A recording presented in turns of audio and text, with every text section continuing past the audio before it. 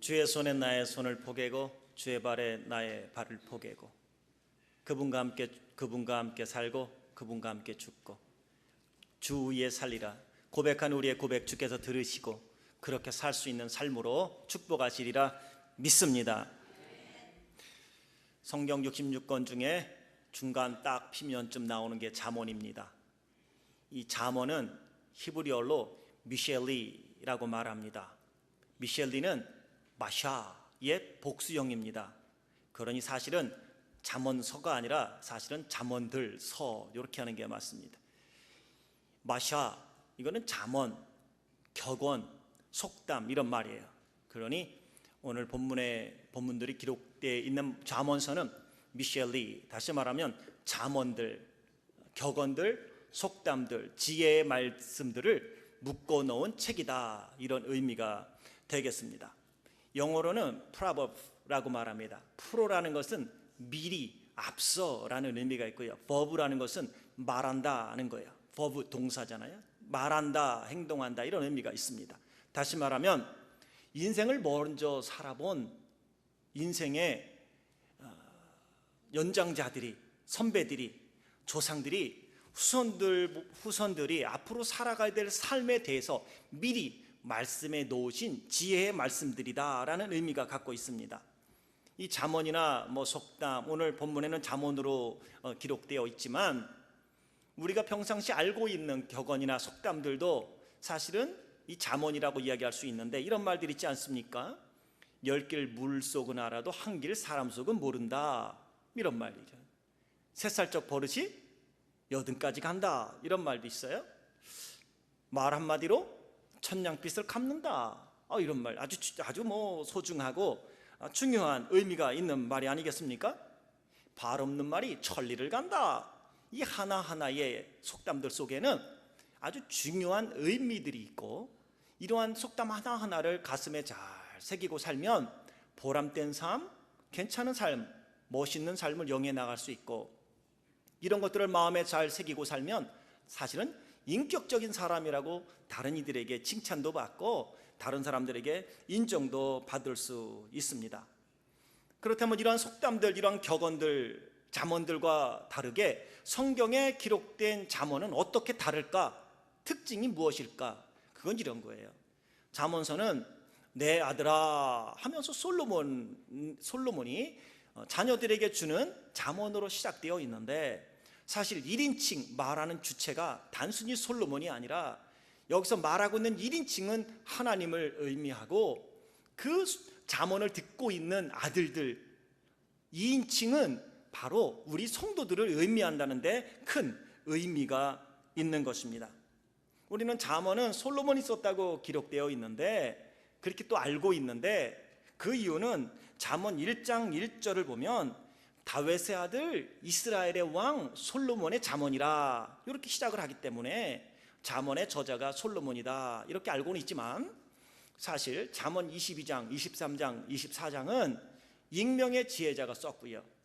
잠언 30장과 31절은 다른 사람이 썼어요. 30장은 아굴이 썼고 31장은 르무엘이 썼어요. 그럼에도 불구하고 잠언 1장 1절에 이 솔로몬의 잠언이라 그래서 잠언에 기록되어 있는 모든 말씀이 솔로몬이 쓴 것처럼 되어 있지만 시작이 그러기 때문에 솔로몬이다 이렇게 얘기하고 있고요. 이 지혜자들의 말을 엮어놓고 모아놓은 책이 바로 잠언이라 할 수 있습니다. 특별히 솔로몬은 하나님께 특출난 지혜의 은사를 받았습니다. 우리가 잘 아는 일천번제를 드린 이후에 내가 너에게 무엇을 주마 할 때에 솔로몬이 하나님께 간구하지 않습니까?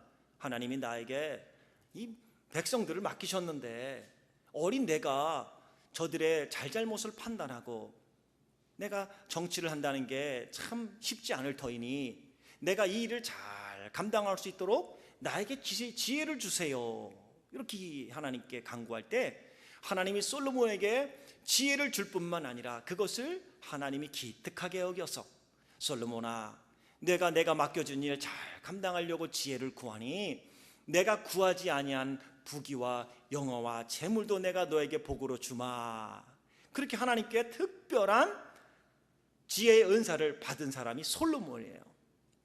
열왕기상 4장 32절에는 이 솔로몬이 3,000개의 잠언을 남겼다 이렇게 말하고 있어요. 3,000개의 잠언.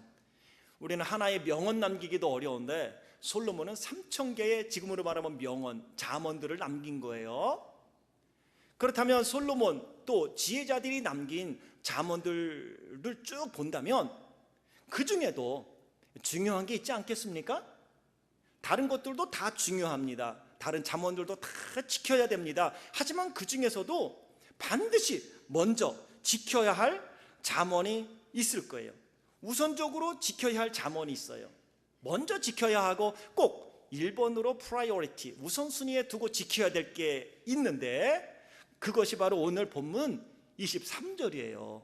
23절 함께 읽겠습니다. 23절 시작. 무릇 지킬 만한 것보다 더욱 내 마음을 지키라. 생명의 근원이 이에서 남이니라. 아멘. 무릇 지킬 만한 것들이라는 것은 바로 솔로몬이 이야기한 3,000개의 잠언뿐만 아니라 지혜자들이 남긴 모든 잠언들을 이야기하는 거예요. 그것은 무릇 다 지켜야 되지만 무릇 지킬 만한 것보다 더욱 지켜야 될 것이 있으니 그것은 바로 우리의 마음이다 라고 말씀하고 있어요. 영어로는 그렇게 표현하고 있어요. Above all else, 모든 것 중에서 란 말이에요. 다른 것보다 더욱 지켜야 될 것, 그것이 바로 마음이니 왜 마음을 지켜야 하냐 하면 이 마음에서 생명의 근원이 시작되기 때문이다.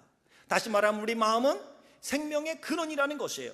그래서 오늘 제목도 생명의 근원을 지켜라 라는 것은 생명의 근원되는 우리의 마음을 지키자라고 오늘 제목을 정한 것입니다.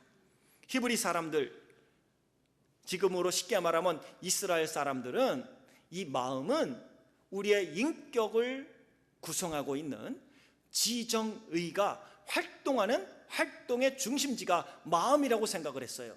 그러니 이 마음을 지키는 거야말로 사람이 사람답게 이 땅에 살아갈 수 있는 최우선이며 최우선적으로 지켜야 될 과제라고 그들은 믿었다는 것이죠.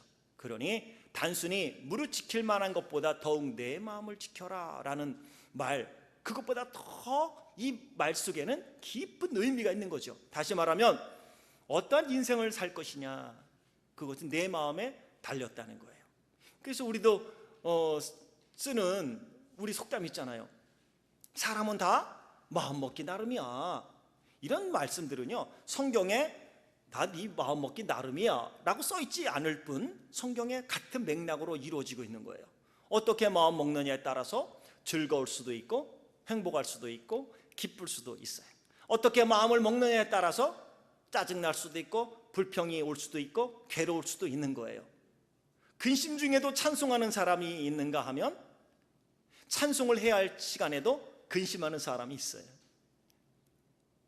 불평 중에도 불평이 나와야 될 상황 속에서도 감사하는 사람이 있는가 하면 감사한 일들이 많음에도 불구하고 불평하는 사람이 있어요. 그것은 환경의 문제가 아니라는 것을 의미하는 거예요. 미워할 수밖에 없는데도 사랑하는 사람이 있는가 하면 사랑을 해야 함에도 불구하고 미워하는 사람이 있어요. 그것이 배우자의 문제일까요? 아니라는 것입니다. 환경은 내가 어떻게 내 마음으로 받아들이느냐에 따라서 감사함도 나올 수 있고 기쁨도 나올 수 있습니다. 그래서 바울도 그런 표현 쓰지 않습니까? 내가 풍부에도 처해봤고 비천에도 처해봤으니 하나님이 나를 부하게도 만드셨고 가난하게도 만드셨으니 내게 능력 주시는 자 안에서 내가 다 할 수 있다고. 이게 무슨 말이냐면 어떠한 환경이 내 앞에 펼쳐진다 할지라도 나는 하나님으로 인하여 기뻐할 거라고. 난 어떠한 일이 있어도 난 하나님께 감사할 거라고. 바울은 그렇게 고백하고 있는 것입니다. 그렇다면 여기서 이제 우리의 과제가 하나 주어지지 않습니까? 맞아요. 마음을 지켜야 돼요. 무릇 지킬 만한 것보다 내 마음을 지키는데 어떻게 마음을 지킬까요? 내 마음을 어떻게 지킬까요? 하나님 내 마음 지켜주세요. 이렇게만 하면 내 마음이 지켜지는 것이겠습니까? 아니면 지퍼가 달린 가죽옷으로 아무것도 내 안에 들어오지 못하도록 똘똘 말고 지퍼를 쫙 올리면 내 마음이 지켜지는 걸까요? 우리의 과제는 어떻게 하면 이 생명의 근원이 되는 우리의 마음을 지킬 수 있느냐는 거예요. 이 마음만 지킬 수 있다면 언제나 우리 안에는 생명이 있는 거예요. 다시 말하면 우리 마음만 지킬 수 있다면 언제든 우리의 삶 속에는 성경의 표현대로 시냇가에 심기운 나무가 시절을 쫓아 과실을 맺으며 그 잎사귀가 마르지 아니함 같으니 그 행사가 다 형통케 되어지는 복을 누리며 살 수 있다는 것입니다. 복은 하나님의 것이에요. 복은 하나님이 주셔야 돼요. 그런데 복을 받을 만한 그릇은 내가 준비해야 된다는 거예요. 그게 오늘 본문에는 우리의 마음이라는 거예요. 내 마음을 지키면 복이 들어와요. 들어온 복을 내가 관리할 수 있고요, 복을 누릴 수가 있어요. 그러는데 내가 내 마음을 관리하지 못하면 아무리 복이 내 안에 들어왔어도 그걸 복이 복인 줄 모르고 사는 거예요. 여러분, 그런 이야기 들어보았죠. 오래전에 아들이 미국에 와갖고 열심히 일을 했어요. 그리고 다달이 엄마한테 편지를 한 통씩 보냈어요. 시골에 계신 어머니 전상서 이렇게 써서 편지를 보냈어요. 근데 그 어머니는 시골에서 너무너무 가난했어요. 한국말에 너무너무 가난한 걸 뭐라고 얘기하죠? 예, 맞아요. 똥구멍이 찢어지게 가난했어요. 너무너무 힘들었어요. 왜 똥구멍이 찢어지게 가난했냐고 얘기하면 당시 먹을 게 없어서 풀뿌리, 칡뿌리 막 이런 걸 먹었기 때문에 화장실 가면 힘들었다는 말에서 나왔다고 그래요. 어머니는 그렇게 힘들게 살았어요.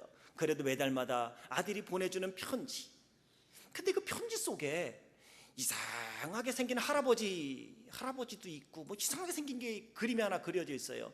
뭔지는 몰라도 아들이 보내줬으니 그거를 소중히 간직하면서 힘들게 아들이 올 날을 기다렸다는 것 아니겠습니까? 그리고 아들이 와보니까 쓰러지는 초가집에 그 엄마는 가난하게 사시는 거예요. 엄마, 왜 이렇게 사세요? 엄마, 내가 보내준 거는 어디 있어요? 뭐 내가 편지 속에 종이에 하나씩 넣었잖아요. 그게 뭔데? 그리고 어머니가 벽장에서 봉투를 이만큼 꺼내서 여기 있는데, 엄마, 이게 돈이에요, 돈. 그 어머니는 그게 달러 돈인지 몰란 거예요. 달러 돈을 어떻게 바꾸는지도 모른 거예요. 그래서 내가 내 주머니에 돈이 있음에도 불구하고 엄마는 그렇게 가난하게 사셨다는 것 아니겠습니까? 오늘 우리 안에 하나님의 생명이 부어졌고 예수 그리스도 안에 감춰졌던 생명을 하나님이 우리에게 주셨습니다. 그리고 그리스도 안에서 하나님은 여러분 사랑하며 살라고 배우자를 주셨고요, 여러분의 자녀를 주셨고요, 부모님을 주셨어요. 외롭지 말라고 이웃을 주셨어요. 그게 누가 주셨다고요? 하나님이 주신 거예요. 그런데 우리는 나를 행복하게 만들려고 주신 사람들을 하나님이 주다고 생각하지 못하고 사는 거예요. 그러니 행복이 없는 거예요. 이 마치 어머니처럼 말이죠. 오늘 우리의 마음에 하나님이 생명을 부었는데 그 생명을 누리지 못하고 사는 거예요. 그렇다면 정말 우리가 다시 한번 생각하는 거예요. 어떻게 하면 생명의 근원인 우리의 마음을 지킬 수 있을까? 솔로몬은 우리의 마음만 지키라고 말하지 않아요. 우리가 생명의 근원이 되는 우리의 마음을 지킬 수 있는 방법을 오늘 본문에서 적극적인 방법 2가지, 소극적인 방법 2가지, 4가지를 제시해주고 있다는 것입니다. 그러면 먼저 우리의 마음을 무엇보다 우리의 마음을 더욱 지킬 수 있는 적극적인 방법 무엇이 있을까요? 첫 번째입니다. 따라하겠습니다. 들어야 할 것만 들어야 합니다. 다시 한번, 들어야 할 것만 들어야 합니다. 들어야 할 것만 들어야 합니다. 20절을 보시면 이렇게 써 있어요. 내 아들아, 내 말에 주의하며 나의 이르는 것에 내 귀를 기울이라, 이렇게 말하고 있어요. 자, 말을 하고 있어요. 뭐로 들어요? 네, 코로 들었어요. 그래서 자녀들이 이야기도 안 들으면 그런 말 하더라고요. 야, 너는 귀 두고 콧구멍으로 들었냐? 이렇게 얘기하잖아요. 지금 아버지가 말씀을 하면 우리는 귀를 들어요. 들을 때 주의하래요. 나의 이르는 것에 내 귀를 쫑긋 세우래요. 적극적으로 들어야 한다는 것입니다. 들어야 할 것은 하나님의 말씀입니다. 들어야 할 것은 영원히 변화되지 않는 하나님의 약속의 말씀인 줄 믿습니다. 오늘 이야기하는 거예요. 내 아들아, 내 말에 주의하라는 거예요. 내가 뭐라고 말하는지도 잘 들으라는 거예요. 이미 하나님은 우리에게 성경을 통하여 많은 것을 말씀해 주셨습니다. 여러분, 성경을 읽을 때 많은 깨달음을 하나님이 주셨습니다. 수십 년 예수님을 믿으면서 설교를 들을 때 많은 깨달음을 주셨습니다. 어떤 깨달음인가요? 어떤 깨달음입니까? 주의하지 않았기 때문에 기억하지 못하는 거예요. 적어도 여러분들이 하나님께 붙들어 들은 말씀이라고 믿고 하나님의 음성이라고 들었다면 오늘 한 주간 가을이잖아요. 천고마비의 계절, 그 말씀을 좀 기억하세요. 주의하세요. 주위에서 하나님이 나에게 어떤 약속을 하셨는가 한번 생각해 보세요. 전 요즘 기도하면서 전에 하나님이 나에게 약속하셨던 말씀들, 친히 나를 만나주시면서 내 아들아 너 이렇게 해라, 그럼 내가 너를 이렇게 해주마 했던 그 약속들을 계속 기억하고 삽니다. 그 약속의 말씀이 어떻게 이루어질 것인가 하나님을 기대합니다. 오늘 하나님은 저나 여러분 우리에게 각자에게 필요한 말씀을 주셨어요. 성경을 읽을 때에, 아니면 말씀을 들을 때에, 아니면 기도할 때에. 그런데 우리는 그 말씀에 주의하지 않아요. 에이 뭐 그냥 듣고 넘어가는 거지 뭘 그런 것 어려운 얘기를 어떻게 다 기억해. 근데 사랑하는 성도 여러분, 오늘 솔로몬은 말해요. 적극적으로 우리가 우리의 마음을 지키기 위해서는 듣는 것을 조심하고요, 들어야 될 것만 들으라고 이야기하는 것입니다. 두 번째, 우리의 마음을 지키기 위해서 적극적으로 우리가 해야 될 거예요. 따로 하겠습니다. 보아야 할 것만 보아야 합니다. 다시 한번, 보아야 할 것만 보아야 합니다. 보아야 할 것만 보아야 합니다. 21절이에요. 그것을, 이것은 말씀이에요. 잠언이에요. 하나님의 약속의 말씀. 내 눈에서 떠나지 말게 하며 내 마음속에 지켜라고 이야기를 하고 있어요. 적극적으로 보아야 할 것이 있다는 것입니다. 그것은 하나님의 말씀이에요. 약속의 말씀이에요. 거기서 눈을 떼지 말라는 것입니다. 무엇을 보느냐가 아주 중요합니다. 자, 적극적으로 우리의 마음을 지킬 수 있는 방법 두 가지. 하나는 우리의 귀요, 하나는 뭐라고요? 우리의 눈이에요. 우리의 눈과 우리의 귀는요, 무엇이든지 이 세상에 존재하는 모든 것들이 우리의 마음에 들어오려면 반드시 눈이나 귀를 통하여 들어와야만 합니다. 다시 말하면 눈과 귀는 우리 마음에 들어가는 문, 입구입니다. 우리의 눈과 우리의 귀가 허락지 않으면 그 무엇도 우리 마음에 들어올 수 없습니다. 모든 말, 사건, 두려움의 대상들, 즐거움, 모든 그 실체들은 우리의 눈과 귀를 통해 들어옵니다. 그래서 그리스도인들이 힘들면 짐 싸서 어디에 가요? 기도원에 가는 거예요. 기도하러. 집에서 눈 뜨고 보면 너무 힘들어서 안 되는 거예요. 그래서 짐 싸서 기도원에 가서 기도하는 거예요. 혹시나 여러분의 삶 속에 힘들고 어려움이 있는 분 있습니까? 아니면 간절한 기도 제목이 있습니까? 그러면 짐 싸서 교회에 오셔요. 그리고 철야하세요. 내 귀에 들리지 아니하고 내 눈에 보이지 아니하면 그때부터 우리는 하나님이 들리고 하나님이 보이기 시작하기 때문입니다. 그리스도인들은 무슨 일이 있을 때 하나님께 나와야 합니다. 그리고 하나님의 음성을 듣고 하나님을 보려고 노력해야 합니다. 그러면 세상의 염려와 걱정과 근심 다 귀를 통해 옵니다. 우리의 유혹과 우리의 아픔과 우리의 걱정 다 눈을 통해 들어옵니다. 눈과 귀를 막아보세요. 아무것도 여러분 마음에 들어가지 않습니다. 눈을 가려보세요. 두려움도 염려도 욕심도 유혹도 없습니다. 눈과 귀를 막고 살아보세요.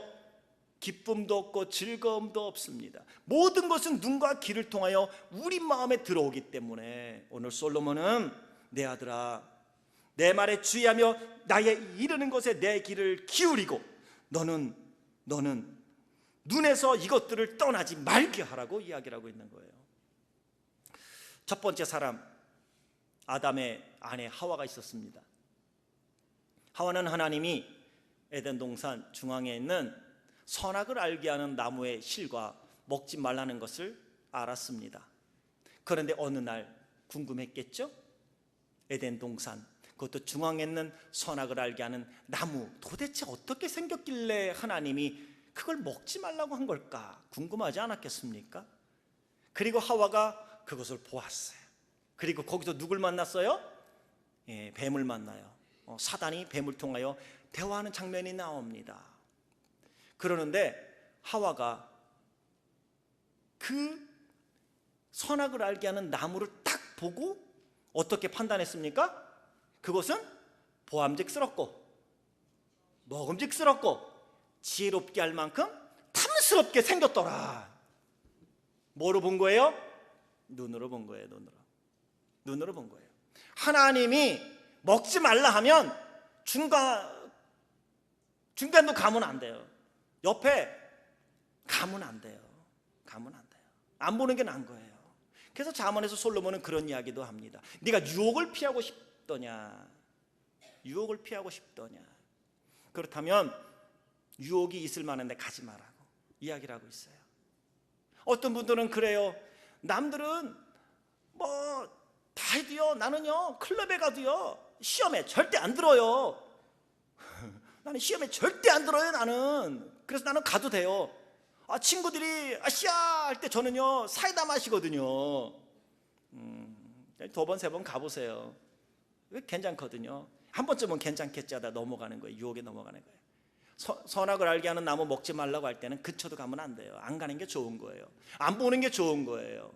그런데 하와는 가서 눈으로 보았습니다. 그리고 나서는 사단의 말하는 거 듣지 말아야 됐는데 들었어요. 사단하고 처음에는 띵까띵까 주거니 받거니 한마디씩 했어요. 야, 하나님 이거 뭐라고 얘기했더냐? 먹지 말라고. 그러다가 왜 먹지 말라고 그랬냐? 뭐 한참 대화했겠죠? 죽을지 모른대. 언제 하나님이 죽을지 모른다 그래서 죽는다 그랬지. 그런데 이 말이 바뀌기 시작하는 거예요. 이제는 대화하면서 듣지 말아야 될 거 계속 사단에게 넘어가는 거예요. 아이고, 야, 죽기는 그거 먹으면 눈이 밝아져. 하나님처럼 된다니까. 하나님은 자기가 혼자 지배하고 싶어서 너희가 하나님처럼 되는 것을 막으려고 먹지 말라고 한 거야. 너 그거 알기나 해? 근데 듣다 보니까 기가 쫑깃하거든요. 하나님처럼 될 수 있다는 말에 진짠가? 라고 생각하고 들었어요. 눈으로 보고 귀로 들어왔는데 이 마음에서 조절이 안 되네. 결국은 그런가 하여 땄어요. 그때까지만 해도 딴 것만 해도 잘못이지만 혼자 먹으려니 그래서 여보 자기야 내가 요거 괜찮대. 보험직스럽고 먹음직스럽고 지혜롭게 할 만큼 탐스럽게 생겼는데 유 한 번, 미 한 번 어때? 그리고 한 입씩 베어 물었어요. 사랑하는 성도 여러분, 보지 말아야 될 거는 차라리 안 보는 게 좋아요. 듣지 말아야 될 것은 안 듣는 게 좋은 거예요. 오늘 솔로몬이 우리의 마음을 지킬 수 있는 방법을 그렇게 이야기하는 거예요. 그래서 솔로몬이 말하잖아요. 음료에게 유혹되지 않으려면 야, 너 뜨거운 난로를 껴안았어. 그리고 안 뜨겁기를 바란다면 그게 안 뜨겁겠냐? 조금 있다가 네 옷 다 타버린다. 뭐라고요? 피하라고 얘기하는 거예요. 피하라고 얘기해요. 보지 말아야 될 거는 보지 말아야 돼요. 듣지 말아야 될 건 듣지 말아야 돼요. 반면에 보아야 할 것은 보아야 합니다. 들어야 할 것은 들어야 합니다. 그럴 때 우리의 마음을 지킬 수 있는 것입니다. 우리 기산지절이라는 고사성어입니다. 기산지절, 굳은 절개를 말할 때 사용하는 중국의 고사성어입니다. 기산지절이라는 그 고사성어의 배경이 되는 이야기가 중국 한서에 나오는데 이런 이야기예요. 여러분 알걸요? 중국의 요임금이 속세를 떠나 살고 있는 허유에게 내가 자네에게 왕의 자리를 양해하겠소. 그러니 다시 정치로 돌아오시오. 그리고 그 이야기가 허유한테 들려지게 돼요. 허유가 그 이야기를 듣자마자 막 뛰어나갔어요. 영천이라는 깨끗한 냇가로 갔죠. 영천에 막 달려갔어요. 그리고 귀를 물로 막 닦는 거예요. 귀로 막 닦는 거예요. 마침 소부라는 사람이 소를 하나 딱 이끌고 그 옆을 지나가는데 어쭈루 허유가 이상한 행동을 해요. 귀를 물로 막 닦는 거예요. 그래서 물어봤어요. 이보게 왜 영천에 와서 귀를 씻고 있습니까? 그럴 때 허유가 얘기하지 않습니까? 요 임금이 나에게 임금 자리를 양해한다고 하지 않소. 나는 이 말을 듣고 내 귀가 더럽혀진 것 같아 내가에 와서 씻고 있어. 그렇게 하는 거예요. 그리고 허유는 기산으로 들어갔어요. 이 이야기를 들은 소부가 소에게 물을 먹이려고 왔다가 멈추고 발길을 돌려요. 물을 안 먹이고. 그러면서 유명한 말을 하죠. 더러운 말을 듣고 귀를 씻었으니 이 물 또한 더럽혀졌을 것이다. 이런 물을 내 소에게 먹일 수가 없도다. 그리고 소부도 자기 소를 끌고 가고 결국은 기산에 들어가서 나무집을 짓고 살았다는 이야기 아니겠습니까? 오늘 사랑하는 성도 여러분, 내가 듣지 말아야 될 것 들으면 씻어야 돼요. 요즘 젊은이들에게, 우리 자녀들에게 가장 큰 문제가 되는 게 뭔지 아시죠? 스마트폰이에요. 스마트폰. 예전에 인터넷만 있을 때는 컴퓨터로 인터넷을 연결을 해야 됐기 때문에 우리 자녀들이 별로 세상에 노출되지 않았어요. 그런데 지금은요, 스마트폰이 있어요. 아무리 액세스할 수 없는 사이트를 할지라도 이제는 막을 수가 없대요. 워낙 광범위하고요, 워낙 웹사이트가 많아갖고요, 막을 수가 없어요. 우리 애들. 예전엔 컴퓨터에 가면 거기에 쿠키가 있었어요. 쿠키. 그리고 히스토리가 있어요. 그래서 그거를 세팅해 놓으면 우리 아이들이 들어가서 컴퓨터를 보고 나와도 지울 수가 없도록 패런트 컨트롤 할 수 있게 돼 있어요. 그런데요, 스마트폰은 그게 안 돼요. 그래서 예전에는 애들 컴퓨터 써라 괜찮았어요. 부모님이 딱 거기다가 패스워드 걸어놓으면 애들이 히스토리나 쿠키를 못 지웠어요. 무슨 말인지 모르는 어른들 계시죠? 네, 컴퓨터에 나오는 거예요. 그냥 그런 게 있구나 이렇게 아셔요. 그럼 못 지웠어요. 그럼 부모님이 들어가서 여기 히스토리 눌러보고 쿠키를 눌러보면 이놈의 새끼가 어디 들어갔나 다 나와. 근데 지금 스마트폰 갖고 있어요. 스마트폰을 몇 시간 갖고 있어요? 24시간 갖고 있어요. 옛날에는 컴퓨터 2시간 만에 가면 됐어요. 락도 걸어놓을 수 있었어요. 2시간 되면 컴퓨터도 딱 꺼졌어요. 그런데요, 24시간 스마트폰 갖고 있어요. 어디서든지 자기가 들어가고 싶은 웹사이트 다 들어갈 수 있어요. 어린 자녀들부터. 예전에는 청년이 돼야 문제였는데요, 지금은 초등학생들도 애난데요. 왜요? 너무 이 세상이 오픈돼 있어요. 우리 자녀들이 보지 말아야 될 것을 너무 일찍 봤어요. 교육받기도 전에 보았어요. 듣지 말아야 될 것을 다 듣는 거예요. 눈 감으면 왔다 갔다 하는데요. 눈 감으면 왔다 갔다 하는데 기도가 되겠습니까? 오늘 아침에도 우리 전사님과 우리 사역자 미팅하면서 무슨 그런 대화를 하면서 제가 그런 이야기를 했어요. 같이 나눈 이야기예요. 무슨 이야기냐면 우리 아이들 중에 그런 고민이 있대요. 그래도 절대 그 고민을 아이들이 모여있는 EM에서 기도 제목으로 내놓지 못하게 하거라. 나 이렇게 말을 해요. 왜? 애들이 어젯밤에 내가 하나님 앞에서 죄를 졌다고 생각하는 거를 기도 제목으로 내놓을 경우 혹시나 어젯밤에 내가 네이크드 된 여인을 봤습니다. 그래 보세요. EM에 있는 우리 청소년들은요, 머리에 그것만 생각하는 거예요. 예배 시간 내내 눈 감으면 왔다 갔다 할걸요? 사랑하는 성도 여러분, 이제는 그래서 우리가 보고 듣는 것 아주 조심해야 되고요, 우리 자녀들에게도 보고 듣는 거에 대하여 여러분 경계를 해야 하고, 우리 자녀들과 끊임없이 신앙의 교육, 저들이 들어야 될 말씀과 저들이 보아야 될 건전하고 하나님을 향한 말씀으로 집중시켜 가야만 하는 것입니다. 나뿐만 아니라 우리 자녀들도 동일하게 우리가 적극적으로 생명의 근원이 되는 우리의 마음을 지키기 위하여 보는 눈, 보아야 할 것만 봐야 하고 듣는 귀, 들어야 할 것만 들어야 하는 줄 믿습니다.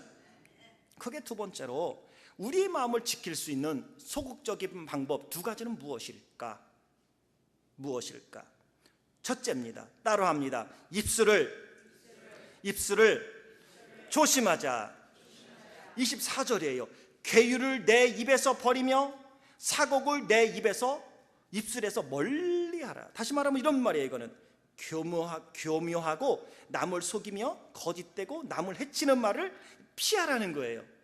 소극적이라는 표현은 그런 거예요. 우리가 피해야 할 것들이기 때문에. 자, 적극적이라는 것은 내가 잘 듣고 잘 보면 뭐 이런 거 피할 수 있어요. 좋은 것만 듣고 좋은 것만 보면 당연히 이거는 안 할 수 있어요. 그런데 노출됐다 할지라도 소극적으로 내가 피해야 될 것이기 때문에 소극적이라고 표현하는 거예요.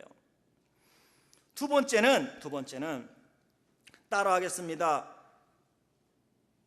악에서 발을 멀리하자.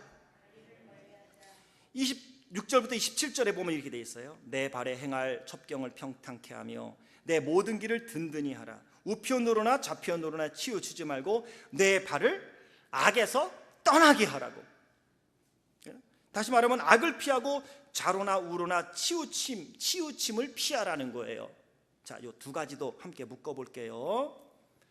눈과 귀를 통해 우리 마음에 인포메이션이 들어왔어요. 그럼 마음은 공장이에요. 막 움직여.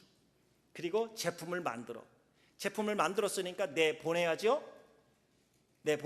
어디로 내보낼까요? 입으로 내보내는 거예요.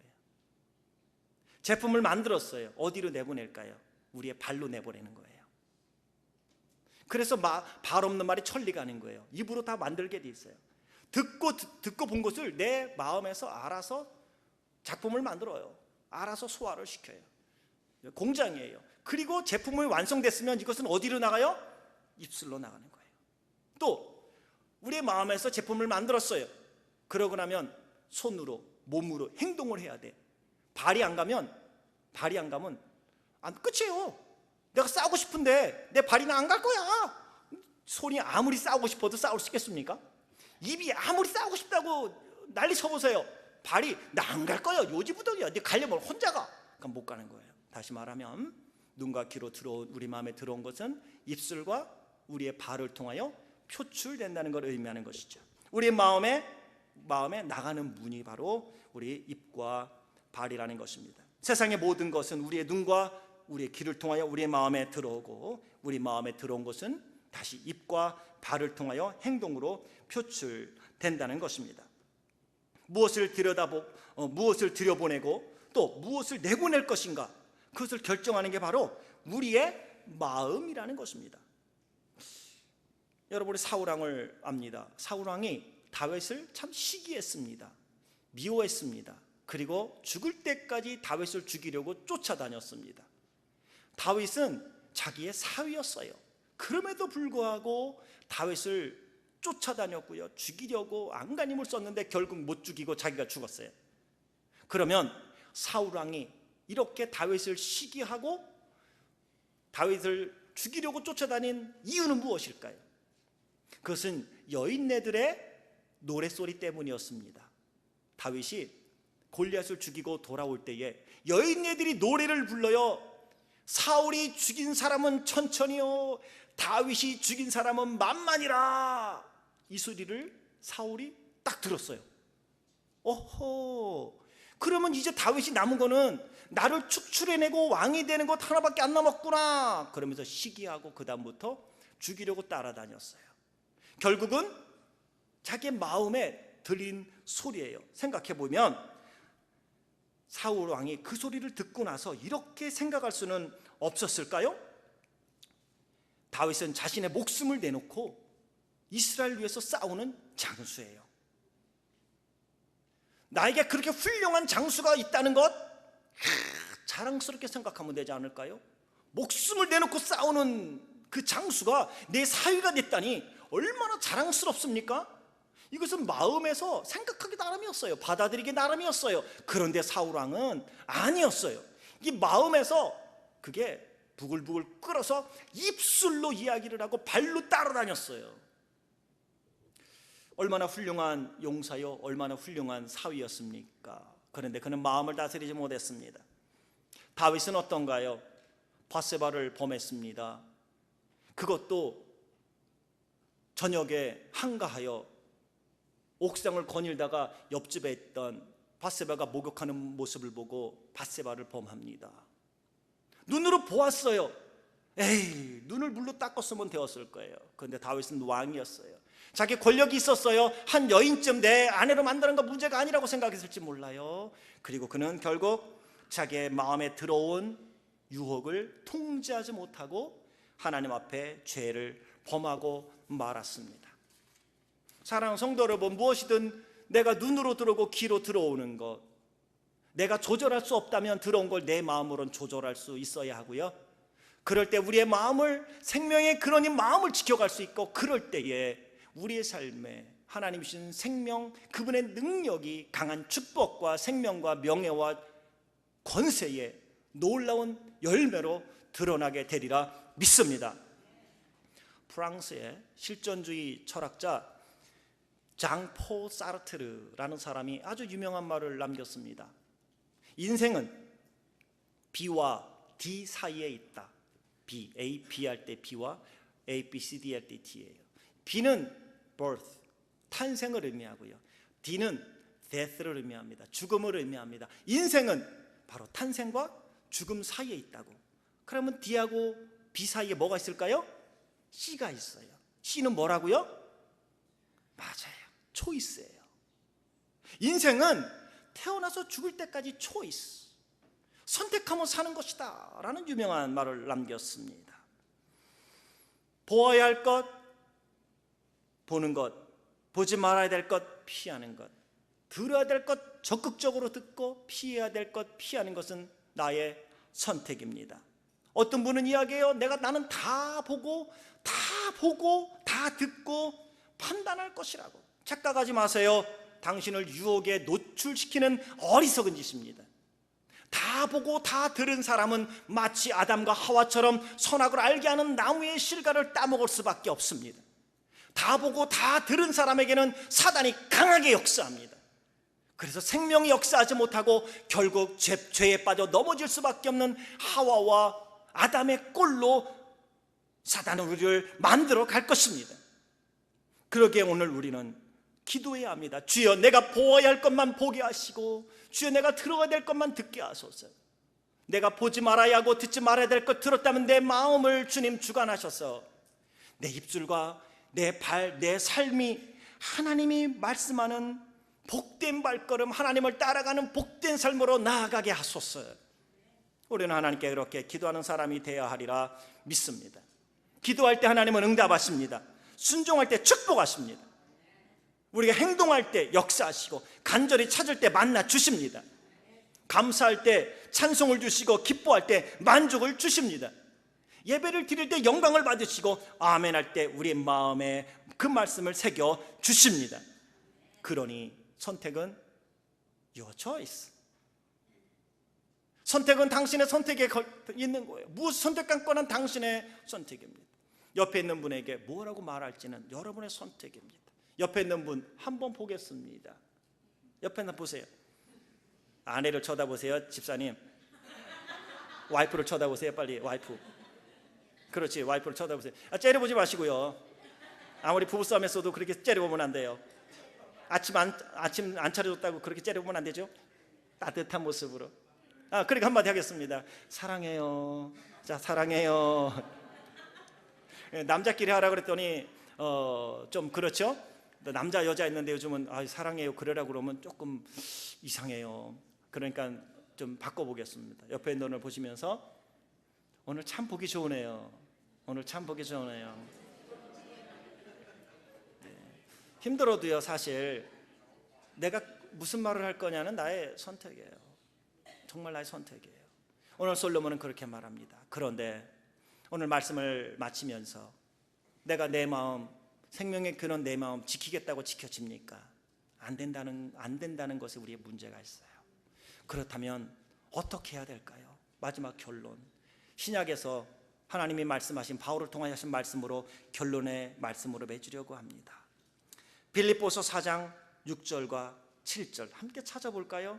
빌립보서 4장 6절과 7절 한번 찾아서 우리가 어떻게 하면 생명의 근원인 우리의 마음을 지킬 수 있을까? 그 해답으로 신약 성경에 있는 빌립보서 4장 6절과 7절 함께 찾아서 결론의 말씀으로 받으려고 합니다. 빌립보서 4장 6절과 7절 시작. 아무것도 염려하지 말고 오직 모든 일에 기도와 간구로 너희 구할 것을 감사함으로 하나님께 아뢰라. 그리하면 모든 지각에 뛰어난 하나님의 평강이 그리스도 예수 안에서 너희 마음과 생각을 지키시리라. 아멘. 솔로몬은 잠언 14장 27절에서 이렇게 우리에게 교훈합니다. 여호와를 경외하는 것은 생명의 샘이라 사망의 그물에서 벗어나게 하느니라. 염려가 있습니까? 하나님께 기도와 간구로 맡기되 감사할 수 있기를 원합니다. 그럴 때 하나님께서 그분의 평강으로 그리스도 예수 안에서 우리의 마음과 생각을 지켜주신다고 말씀합니다. 그럴 때 생명의 근원인 우리의 마음에 생명이 날마다 넘쳐나고, 그죠? 하나님의 약속이 우리의 삶에 어떻게 성육신되어 간증으로 임하게 될지 우리는 목도하게 될 것입니다. 하나님, 내가 보아야 할 것만 보고 들어야 될 것만 듣게 하소서. 내가 해야 할 말, 때에 맞는 말을 하게 하시고 내가 가야 할 곳만 가게 나를 도와 주옵소서. 하나님께 지혜를 구하고 생명의 근원인 우리의 마음에 그분의 생명의 놀라운 역사가, 마른 뼈만 있었던 에스겔 골짜기에 하나님의 생명의 기운이 들어가자 큰 군대를 이룬 것처럼 하나님, 마른 뼈와 같은 내 심령, 내 삶, 인생 속에 임하시옵소서. 그리고 생기를 불어넣어 주옵소서. 그럴 때에 그의 생명이 우리 안에서 놀라운 능력으로 역사하게 되리라 믿습니다. 이미 힘의 능력으로 승리하는 성도들 되길 주의 이름으로 축원합니다. 기도하겠습니다. 사랑의 하나님, 감사합니다. 무릇 지킬 만한 것들이